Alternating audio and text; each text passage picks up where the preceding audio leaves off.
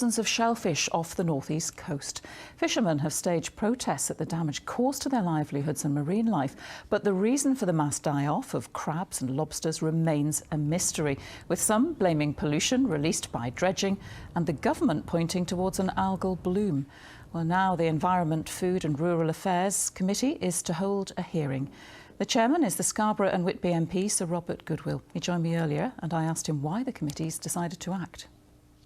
The repercussions of the mass death of crab and lobster are still being felt by fishermen, and of course there's no clear picture what the scientists are saying. We have one group of scientists who are saying it was the algal bloom, another group saying it might be some chemical pollution possibly linked to dredging of the Tees. So we're going to get all the scientists in, hear what they have to say, cross-examine them, test their evidence and see if we can come to some conclusion, or at least give people the opportunity to present what they have to say.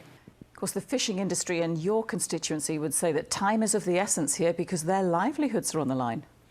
Yes, it is, and of course it wasn't just the lobster that were big enough to land that were killed, it was the small immature lobsters. So for many years ahead this will have an impact. Some of the bigger vessels have been able to go further out. So for example, landings in Hartlepool have improved considerably, and that may be due to boats being able to go beyond the 3-mile limit there. But later this year we're going to be questioning the new ministerial team at DEFRA, and it may be then something we can bring to them to see if we do need to put more research in, or if indeed we can form any sound conclusions.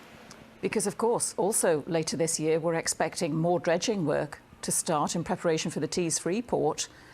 Would you like to halt dredging?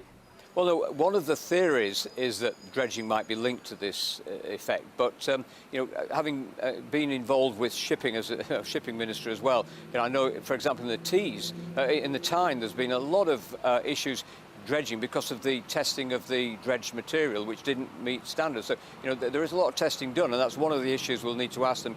You know, have you tested the material before it was dredged? Did you test it on the dredger? Have you tested the seawater?